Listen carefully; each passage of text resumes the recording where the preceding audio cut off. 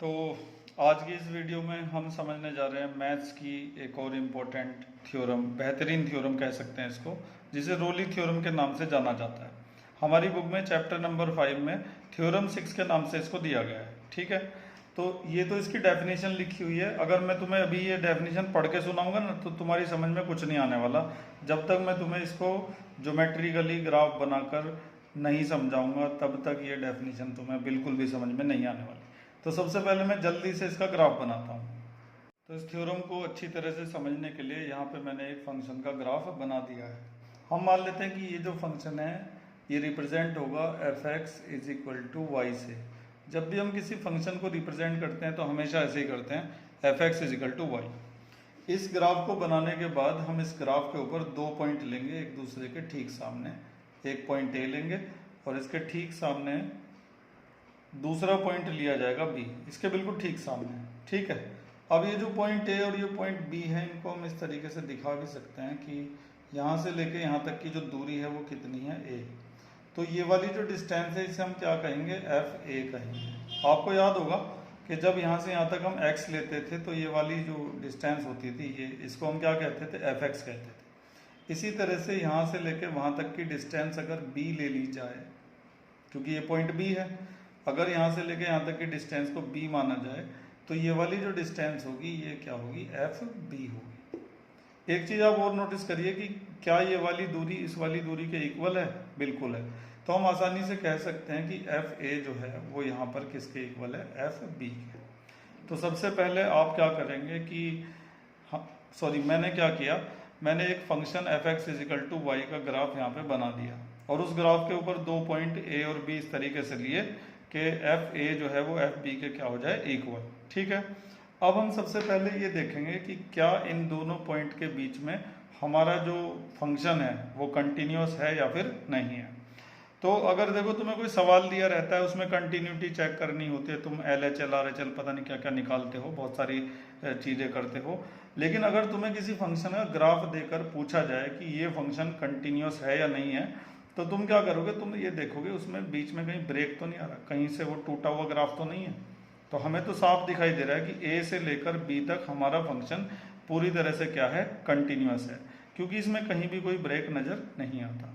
ए से लेकर बी तक ए भी इंक्लूड होगा उसमें और बी भी इंक्लूड होगा। वहाँ पे देखो बड़े ब्रैकेट लगे हुए हैं, इसका मतलब क्लोज्ड इंटरवल होता है। और क्लोज्ड इंटरवल का मतलब ये होता है कि दोनों पॉइंट उसके अंदर क्या होते हैं, इंक्लूड होते हैं। तो पॉइंट ए से लेकर पॉइंट बी तक हमारा फंक्शन कंटिन्यूस है या फिर नहीं है, क्योंकि इसमें कहीं कोई ब्रेक नज़र नहीं आता। तो रोली थ्योरम की जो पहली कंडीशन है वो यही है कि फंक्शन कंटिन्यूस होना चाहिए क्लोज्ड इंटरवल ए और बी के बीच में। ठीक है, और सबसे आखिरी कंडीशन रोली थ्योरम की ये है कि एफ ए जो है वो एफ बी के इक्वल होना चाहिए। ये यहाँ पे लिखिए, देखो कहाँ गई, ये सबसे आखिरी कंडीशन है। ये पहली कंडीशन, ये सबसे आखिरी कंडीशन। और एक बीच की कंडीशन भी है ये वाला, differentiable on A comma B. हमारा जो फंक्शन है वो open interval A comma B में क्या होना चाहिए, डिफरेंशिएबल होना चाहिए। तो डिफरेंशिएबिलिटी को जरा याद करो, तुम्हें बहुत अच्छे से मैंने सिखाया था कि कोई भी फंक्शन डिफरेंशिएबल कब कहलाता है, जब दो दिए गए पॉइंट के बीच में उस फंक्शन में कहीं भी कोई कोना दिखाई ना दे, कॉर्नर दिखाई ना दे। अगर उस फंक्शन में कहीं कोई कॉर्नर नहीं दिखाई दे रहा तो हम कहते हैं कि वो फंक्शन क्या है, वहाँ पर डिफरेंशिएबल है। इसके अलावा मैंने आपको दूसरा तरीका ये बताया था कि आप ये देखें कि उन दोनों पॉइंट के बीच में उस फंक्शन में हर जगह पर एक यूनिक टेंजेंट आ रही है या फिर नहीं आ रही। तो हम देख रहे हैं कि सब जगह पर क्या हो रहा है, एक यूनिक टेंजेंट आ रही है हर पॉइंट पर। तो अगर फंक्शन में हर पॉइंट पर हमें एक यूनिक टेंजेंट मिल रही होगी, मतलब हर पॉइंट पर सिर्फ एक ही टेंजेंट मिल रही होगी, तो हम कहेंगे कि हमारा फंक्शन क्या है, डिफरेंशिएबल है। ज्योमेट्रिकली या ग्राफ की मदद से चीज़ें हमें बहुत अच्छे से समझ में आती हैं, जो ऐसे डेफिनेशन से बिल्कुल समझ में नहीं आती। तो हमारा फंक्शन ए से लेकर बी तक, इस बार मैं ऐसे नहीं बोलूँगा ए से लेकर बी तक, क्योंकि इंटरवल देखो कैसा है, ओपन इंटरवल है। इसमें ना तो ए इंक्लूड होगा ना बी इंक्लूड होगा। ए से आगे और बी से पीछे क्या हमारा फंक्शन पूरी तरह से डिफरेंशिएबल है, बिल्कुल है, क्योंकि ए से आगे और बी से पीछे हर पॉइंट पर हमें क्या मिल रही है, एक यूनिक टेंजेंट मिल रही है। ठीक है, तो रोली थ्योरम में 3 कंडीशन होती हैं कि दो दिए गए पॉइंट के बीच में फंक्शन कंटिन्यूस होना चाहिए, डिफरेंशिएबल होना चाहिए, साथ ही साथ एफ ए जो है वो एफ बी के इक्वल होना चाहिए। तो हमारा फंक्शन कंटिन्यूस भी है, डिफरेंशिएबल भी है और F A is equal to F B भी है। ये सब तुम अपनी आंखों के सामने देख रहे हो, यहाँ पे कोई कैलकुलेशन नहीं की जा रही, तुम ग्राफ में देख रहे हो ये सारी चीज़। तो जब रोली थ्योरम की तीनों कंडीशन सेटिस्फाई हो जाती हैं, उसके बाद हम ये कहते हैं कि इस ग्राफ के ऊपर एक पॉइंट ऐसा जरूर मिलेगा जहाँ पर क्या होगा, जहाँ पर क्या होगा पूछ रहा हूँ मैं तुमसे नहीं बताया जाएगा, वहाँ पर ये होगा, ये क्या चीज़ है, F dash C is equal to 0। जो लोग डिफरेंशिएशन के बारे में अच्छी तरह से जानते हैं वो जानते होंगे कि एफ डैश का मतलब होता है कि जो हमारा फंक्शन है हमने उसका क्या कर दिया, डिफरेंशिएशन कर दिया। अगर हमारा फंक्शन एफ सी है और हम एफ डैश सी लिख रहे हैं तो हमने उसका क्या कर दिया, डिफरेंशिएशन कर दिया। तो इस ग्राफ के ऊपर एक पॉइंट हमें ऐसा जरूर मिलेगा जब एफ डैश सी जो है वो क्या हो जाएगा, 0। हमारे फंक्शन का डिफरेंशिएशन उस पॉइंट पर क्या हो जाएगा, 0। इसको वैसे समझाने की कोशिश करता हूँ ज्योमेट्रिकली। इस टेंजेंट को देखो ध्यान से, क्या इसकी स्लोप 0 होगी? बिल्कुल नहीं होगी, क्योंकि अगर मैं इसको साइड में बना के दिखाऊं, मान लो मैंने यहाँ पे एक्सिस ड्रॉ कर दिए इस तरह से, एक्स एक्सिस और वाई एक्सिस, और मैंने कोई लाइन ऐसे खींच दी, तो क्या इस लाइन की स्लोप 0 होगी? नहीं होगी। एक लाइन मैंने ऐसे खींच दी, क्या इस लाइन की स्लोप 0 होगी? नहीं होगी। बहुतों को तो यही नहीं पता चलता, पढ़ लेते हैं स्लोप पढ़ के आ गए 11th क्लास में, लेकिन पता नहीं है कि होती क्या है स्लोप। तो उनको मैं ये समझाना चाहता हूँ कि स्लोप का मतलब झुकाव होता है, कि वो लाइन एक्स एक्सिस के साथ कितनी झुकी हुई है। तो अगर उसमें कोई झुकाव दिखाई देता है तो उसके अंदर कोई ना कोई स्लोप जरूर होगी, और अगर उस लाइन में कोई स्लोप, उसमें कोई झुकाव नहीं है तो इसका मतलब उसकी स्लोप क्या है, 0 है। तो अगर लाइन ऐसे टेढ़ी है तो भी उसमें कोई ना कोई स्लोप होगी, इस तरह से है तो भी कोई ना कोई स्लोप होगी, ऐसे है तो भी कोई ना कोई स्लोप होगी। लेकिन अगर कोई लाइन एक्स एक्सिस के पैरेलल हो जाती है तो हम कहते हैं कि उस लाइन की जो स्लोप है वो क्या है, 0 है। तो इस ग्राफ के ऊपर बहुत सारे पॉइंट होंगे जहाँ पे हमें अलग अलग टेंजेंट मिलेंगी, यूनिक टेंजेंट मिलेंगी, लेकिन एक पॉइंट ऐसा जरूर होगा, ये रोली जो मैथमेटिशियन थे उन्होंने हमें बताया था कि इस पूरे ग्राफ के ऊपर एक पॉइंट ऐसा जरूर मिलेगा जहाँ पर टेंजेंट की स्लोप इक्वल टू क्या हो जाएगी, 0 हो जाएगी। और टेंजेंट की स्लोप को 11th में m बोला करते थे, 10वीं में टेंजेंट की स्लोप इससे रिप्रेजेंट होगी, एफ डैश सी से या एफ डैश एक्स से। कहने का मतलब ये है कि जिसे हम कहते हैं कि हमने फंक्शन का डिफरेंशिएशन कर दिया, जैसे फंक्शन एफ एक्स है, हमने उसका डिफरेंशिएशन कर दिया तो वो एफ डैश एक्स होता है। इसी को स्लोप ऑफ टेंजेंट भी कहा जाता है, स्लोप ऑफ टेंजेंट। चैप्टर 6 जब हम करेंगे तब इस चीज़ का बहुत ज़्यादा इस्तेमाल होगा। अभी आप ऐसे ही समझ लीजिए कि एफ डैश एक्स अगर निकाला, किसी भी फंक्शन का डिफरेंशिएशन किया, तो समझो तुमने उसकी क्या निकाल ली, टेंजेंट की स्लोप निकाल ली। ठीक है, तो अब तक जो सीखा है उसको इकट्ठा करते हैं, और अभी कम से कम 10 मिनट आपको ऐसे ही बने रहना पड़ेगा, तभी आपके दिमाग में अच्छी तरह से रोली थ्योरम आ जाएगी। और एक बार दिमाग में अच्छी तरह से आ गई, फिर सवाल करने में कोई दिक्कत नहीं है, सवाल तो आराम से सीख ही लोगे। तो रोली थ्योरम क्या कहती है कि अगर कोई फंक्शन कंटिन्यूस है, दो दिए गए पॉइंट ए और बी के बीच में, अगर कोई फंक्शन कंटिन्यूस है, डिफरेंशिएबल है और F A is equal to F B है, तो उस ग्राफ के ऊपर एक पॉइंट ऐसा जरूर आएगा कहीं ना कहीं जहाँ पर टेंजेंट जो है उसकी स्लोप क्या हो जाएगी, इक्वल टू 0 हो जाएगी, या फिर उस फंक्शन का डेरिवेटिव उस पॉइंट पर क्या हो जाएगा, 0 हो जाएगा। इसे आप दो तरीके से बोल सकते हैं कि इस ग्राफ के ऊपर एक पॉइंट ऐसा जरूर आएगा जहाँ पे slope of tangent equal to 0 हो जाएगी। स्लोप ऑफ टेंजेंट नहीं कहना चाहते तो ये कह सकते हैं कि उस फंक्शन का डेरिवेटिव इक्वल टू क्या हो जाएगा, 0 हो जाएगा। मुझे यहाँ पे मजबूरन स्लोप ऑफ टेंजेंट इसलिए बोलना पड़ रहा है क्योंकि ज्योमेट्रिकली हम डिफरेंशिएशन को दिखा नहीं सकते, ज्योमेट्रिकली तो हमें यही दिखाना पड़ता है, स्लोप ऑफ टेंजेंट। ठीक है, एक बार फिर से तुम्हारे दिमाग में इस चीज़ को घुसाने की कोशिश करता हूँ, दोबारा से सुनो। रोली थ्योरम के अकॉर्डिंग अगर कोई फंक्शन दो दिए गए पॉइंट के बीच में कंटिन्यूस है, डिफरेंशिएबल है और F A is equal to F B है, ये चीज़, तो उस फंक्शन के ग्राफ के ऊपर एक पॉइंट ऐसा जरूर मिलेगा जो ए और बी के बीच में भी होगा। ये देखो ये लिखा, then there exist some C in A and B. A और बी के बीच में एक पॉइंट ऐसा जरूर आएगा जब slope of tangent equal to 0 हो जाएगी या फिर उस फंक्शन का डेरिवेटिव इक्वल टू 0 हो जाएगा। चाहे तो ये बोलो चाहे ये बोलो, बात एक ही है। तो मैंने अपनी तरफ से रोली थ्योरम समझाने की आपको काफ़ी कोशिश की है, लेकिन फिर भी मुझे लगता है कि कुछ लोगों के दिमाग में इतना समझाने के बाद भी नहीं आता, तो उनके लिए मैं एक और ग्राफ यहाँ पे बनाता हूँ। और एनसीईआरटी वालों ने भी ऐसा ही कर रखा, वो भी जानते हैं कि एक बार में समझ में नहीं आता, तो उन्होंने भी एक दूसरा ग्राफ यहाँ पे दे रखा है। तो इसे भी मैं बना के आपको समझाने की कोशिश करता हूँ फिर से कि रोली थ्योरम क्या होती है। जितना बेहतर समझेंगे उतना ही आपको मैथ्स अच्छे से समझ में आएगा। आगे बढ़ते हैं। तो रोली थ्योरम को अच्छे से समझने के लिए, मतलब हमने बाल की खाल निकालने के लिए एक और ग्राफ यहाँ पे बना लिया है। इसकी मदद से और बेहतर हम समझेंगे कि रोली थ्योरम क्या कहना चाहती है आखिर। तो हमने यहाँ पर एक ग्राफ बनाया हुआ है और इसके ऊपर हम 2 पॉइंट लेते हैं। शुरुआत में एक पॉइंट ले लिया ए और एंड में हमने एक पॉइंट ले लिया बी। ठीक है। तो रोली जो मैथमेटिशियन थे उन्होंने ये कहा था हमें कि दोनों पॉइंट ए और बी के बीच में वो फंक्शन पूरी तरह से क्या होना चाहिए, कंटिन्यूस होना चाहिए। तो क्या आपको इस फंक्शन में कहीं कोई ब्रेक नज़र आता है, कहीं से टूटा हुआ नज़र आता है? नहीं नज़र आता। तो इसका मतलब ए और बी के बीच में ये पूरी तरह से कंटिन्यूस है।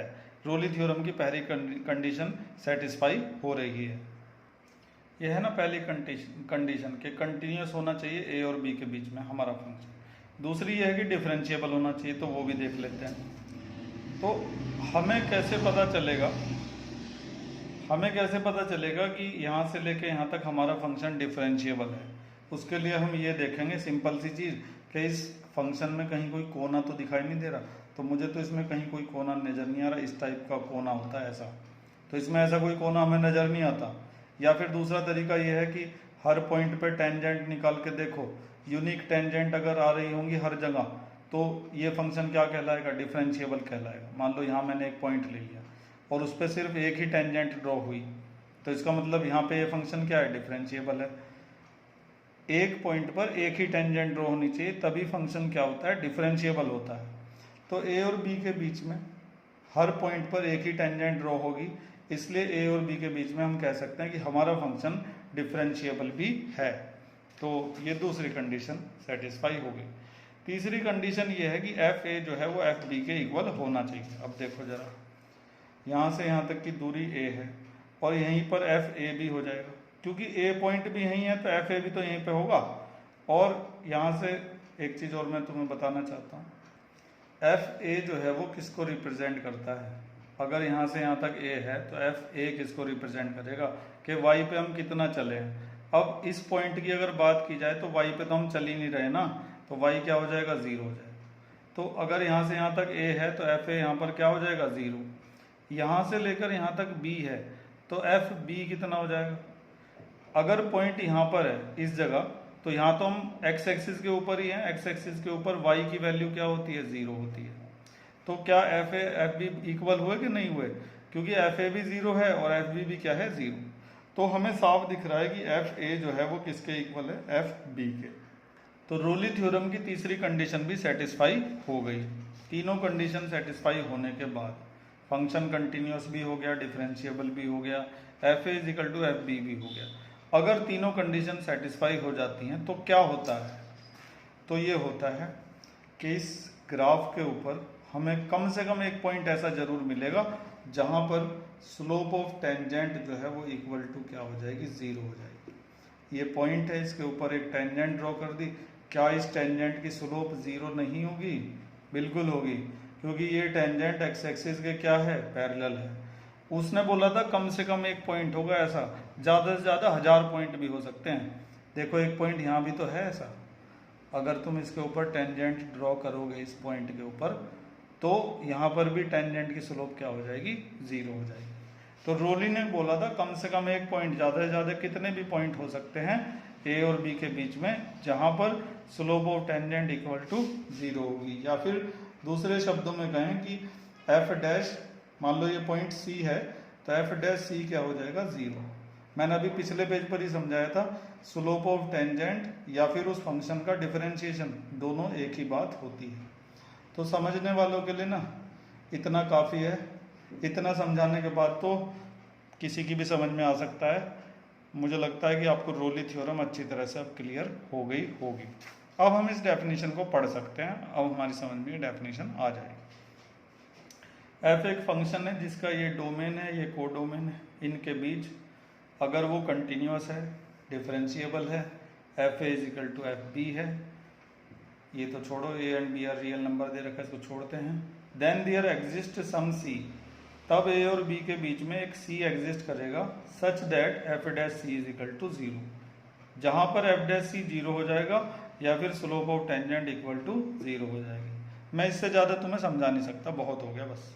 ठीक है, तो रोली थ्योरम आपको क्लियर हो गई होगी, समझ में आई है तो लाइक ज़रूर करिएगा और कमेंट्स में ज़रूर लिखिएगा, और नहीं समझ में आया तो भी लिखना।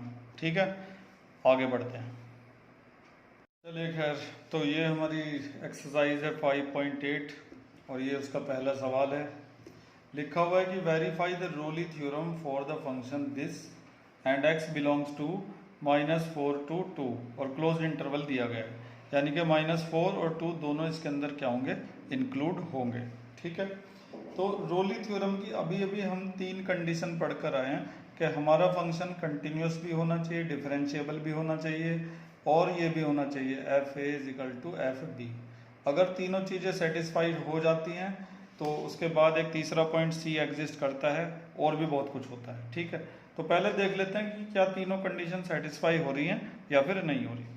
देखिए, हमारा जो फंक्शन है वो एक पॉलिनोमियल फंक्शन है। इस तरह के जो फंक्शन होते हैं ये क्वाड्रेटिक इक्वेशन है, कभी क्यूबिक आएगी, कभी लीनियर आएगी।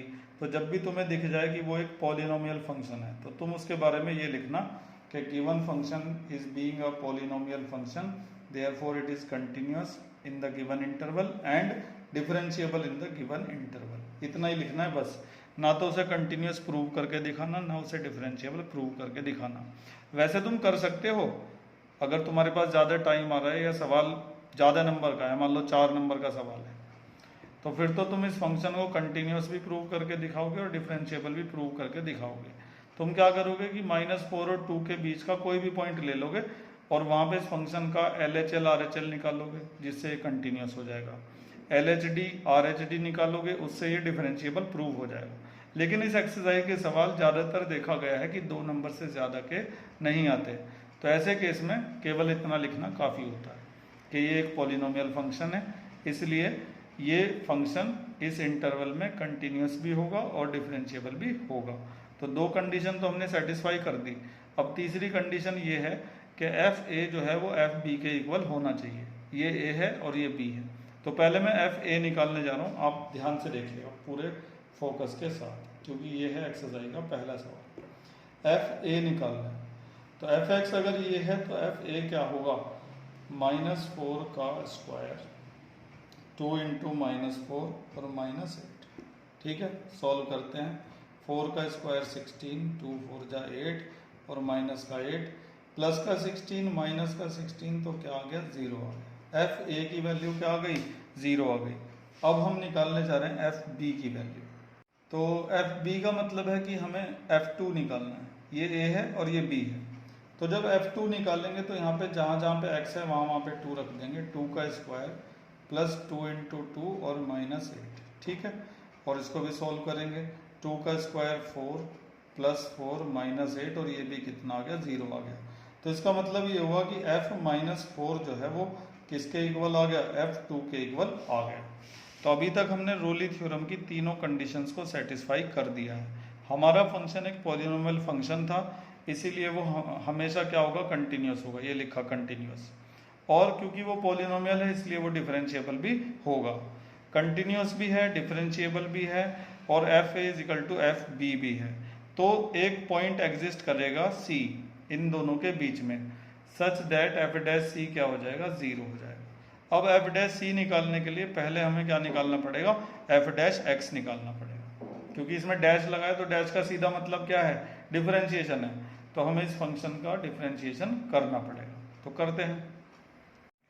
तो हमारा जो फंक्शन है वो F X is equal to X square 2x और ये है, और जब हम इसका डिफरेंशिएशन करेंगे, मतलब जब हम इसका एफ डैश एक्स निकालेंगे तो वो आ जाएगा एक्स स्क्वायर का 2x और 2x का कितना हो जाएगा 2 हो जाएगा। तो ये तो हो गया एफ डैश एक्स, ठीक है। लेकिन हमें क्या क्या निकालना होता है, एफ डैश सी निकालना होता है हमें, ठीक है। और उसको हम 0 के इक्वल पुट कर देते हैं। थ्योरम में देखिए जरा क्या लिखा हुआ है।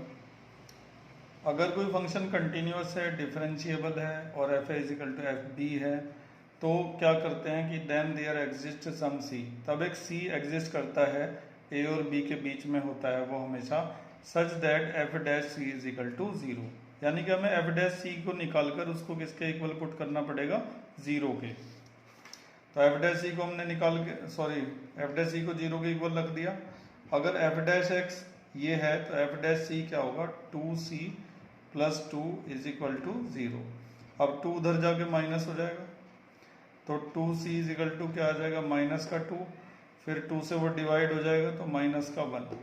अब हमें ये भी देखना होता है कि ये जो c की वैल्यू आई है निकल के -1, ये उन दोनों के बीच में आ रही है या नहीं आ रही, a और b के बीच में। तो देख लेते हैं जरा, a और b जो थे वो थे ये -4 और 2, तो जो -1 होता है वो -4 और 2 के बीच में तो होता है। यहाँ पे देखो जरा नंबर लाइन पर, ये -4 है और ये 2 है और ये है -1, तो इनके बीच में तो आ रहा है।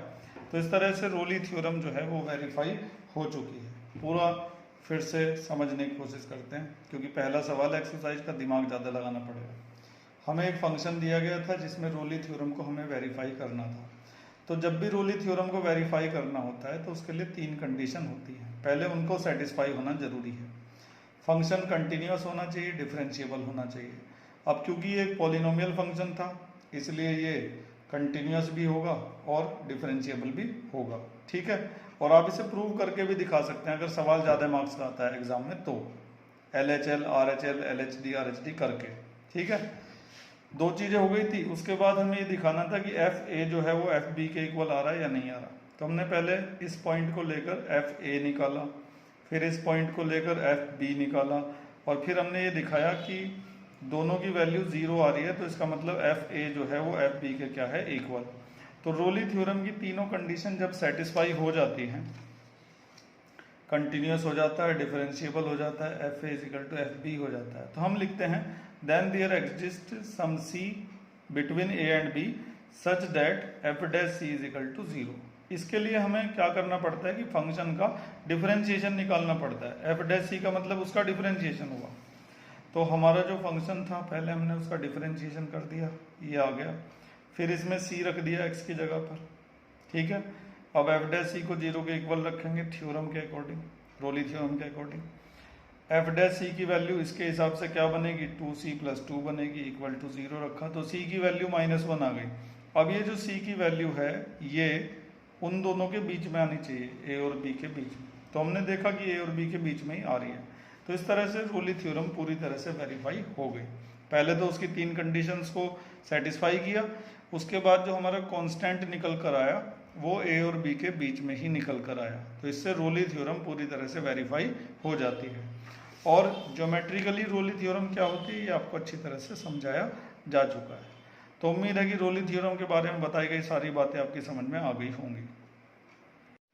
चलिए खैर, तो मैंने एक और सवाल ढूंढ लिया है। हमारी बुक में रोली थ्योरम के ज़्यादा सवाल हैं नहीं, इसलिए मैंने एग्जाम्पल नंबर 42 ले लिया है अपनी बुक में से। तो लिखा है कि verify the Rolle theorem for this function. A की वैल्यू दे रखी है और बी की वैल्यू भी दे रखी है। तो इस बार फिर हमें साफ दिखाई दे रहा है कि ये जो फंक्शन दिया हुआ है y is equal to X square plus 2, Y की फॉर्म में लिखा है, इसे हम एफ एक्स बी लिख सकते हैं।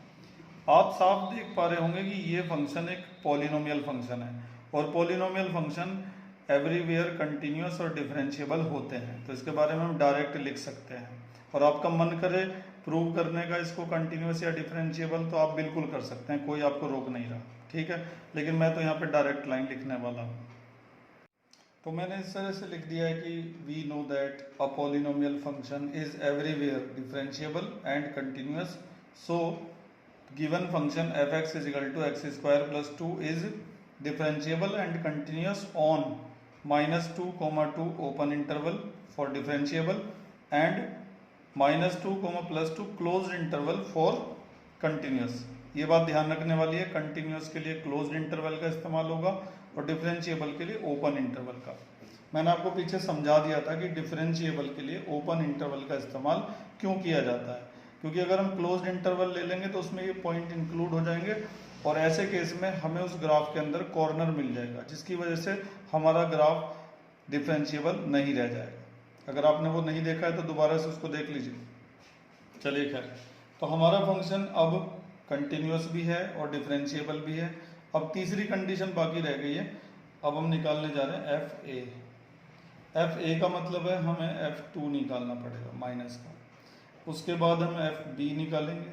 एफ बी का मतलब है कि प्लस का 2, ठीक है। तो एफ माइनस का 2 निकालने के लिए यहाँ पे एक्स की जगह क्या रख दिया जाएगा, -2 का स्क्वायर +2। तो 4 + 2 कितना आ जाएगा, 6 आ जाएगा। फिर 2 का स्क्वायर +2 कितना आ जाएगा, 4 + 2 यानी कि 6 बराबर आ गया ना। एफ -2 जो है वो एफ +2 के इक्वल आ चुका है। जब रोली थ्योरम में तीनों कंडीशन सेटिस्फाई हो जाती हैं, मतलब फंक्शन डिफरेंशिएबल भी हो जाता है, कंटिन्यूस भी हो जाता है और एफ ए = एफ बी भी हो जाता है, तो उसके बाद हम लिखते हैं then there exist some C in -2, +2। -2, +2 के बीच में एक पॉइंट सी एग्जिस्ट करेगा such that tangent on that point = क्या हो जाएगी, 0। मैं इसे टेंजेंट इसलिए बोल रहा हूँ बार बार क्योंकि ये जो डिफरेंशिएशन होता है इसको टेंजेंट भी कहा जाता है, स्लोप ऑफ टेंजेंट, ठीक है। जो डिफरेंशिएशन होता है किसी भी फंक्शन का उसे स्लोप ऑफ टेंजेंट भी कहा जाता है। अभी समझाया था मैंने आपको पीछे ये चीज़। अब अगर आपको f' की वैल्यू निकालनी है तो उसके लिए पहले आपको f' निकालना पड़ेगा, तो उसको मैं यहाँ पे साइड में निकाल देता हूँ, f'। तो fx अगर x² + 2 है तो f' क्या हो जाएगा, 2x। 2 का डिफरेंशिएशन क्या हो जाएगा, 0। तो f' क्या आ जाएगा फिर, 2c = 0। फिर 2 चला जाएगा डिवाइड में, तो c की वैल्यू क्या आ जाएगी, 0 आ जाएगी। तो क्या ये 0 बिलोंग करता है -2 to +2 से, बिल्कुल बिलोंग करता है। क्या ये 0 इन दोनों के बीच में आ रहा है, बिल्कुल आ रहा है। तो इसका मतलब रोली थ्योरम जो है वो वेरीफाई हो चुकी है। एंड में लिख देंगे कि हैंस रोली थ्योरम वेरीफाइड, इस तरह से लिख देंगे, ठीक है। तो ज़्यादा कुछ नहीं करना पड़ता रोली थ्योरम के लिए, और ज़्यादातर हमें 90% जो फंक्शन मिलते हैं वो पॉलिनोमियल फंक्शन ही मिलते हैं, ठीक है। तो पॉलिनोमियल फंक्शन जो होता है वो डिफरेंशिएबल कंटिन्यूस तो होता ही है। एफ ए = एफ बी भी दिख गया हमें, बराबर आ गया था वो। तीनों कंडीशन सेटिस्फाई होने के बाद हम लिखते हैं then there exist some C between -2 and +2 such that f' = 0। अब f' निकालने के लिए फंक्शन का क्या करना पड़ेगा, डिफरेंशिएशन। f' अगर 2x है तो f' क्या होगा, 2c होगा। 2c = 0, तो c की वैल्यू आ गई। अब जो c की वैल्यू आती है वो हमेशा दिए गए पॉइंट के बीच में ही आनी चाहिए, तभी रोली थ्योरम पूरी तरह से सेटिस्फाई हो पाती है। अब मुझे लगता है कि आप रोली थ्योरम के बारे में अच्छी तरह से समझ गए होंगे। अब आपको केवल कुछ एक्स्ट्रा क्वेश्चंस की जरूरत पड़ेगी जो मैं आपको जल्दी ही दे दूंगा, ठीक है। मैं इस वीडियो के एंड में ही आपको रोली थ्योरम से रिलेटेड जितने भी इम्पोर्टेंट सवाल अब तक आ चुके हैं बोर्ड के पेपर में, उनमें से कुछ वीडियो के एंड में आपको दे दूंगा। उनको ज़रूर देख लीजिएगा करके, और उनके जो सोल्यूशन है वो मिला लीजिएगा। सोल्यूशन भी वीडियो के एंड में आपको मिल जाएंगे, ठीक है। तो आज का ये जो लेक्चर था इसमें रोली थ्योरम के बारे में हमने काफ़ी कुछ समझ लिया है अच्छी तरह से। अब अभी हमारी एक्सरसाइज बाकी है और उसमें हमें एक नई थ्योरम और पढ़नी है, मीन वैल्यू थ्योरम। वो भी मैं आज आपको दिखा देता हूँ लेकिन पढ़ाऊँगा नहीं। ये थ्योरम 7 है, मीन वैल्यू थ्योरम के नाम से इसको जाना जाता है। इसे हम अगले लेक्चर में पढ़ेंगे। तब तक आप रोली थ्योरम की अच्छी तरह से प्रैक्टिस कर लीजिएगा, क्योंकि अगर रोली थ्योरम आपकी समझ में आ गई तो मीन वैल्यू थ्योरम अपने आप ही आसानी से समझ में आ जाएगी। आज के लिए बस इतना ही। Thank you.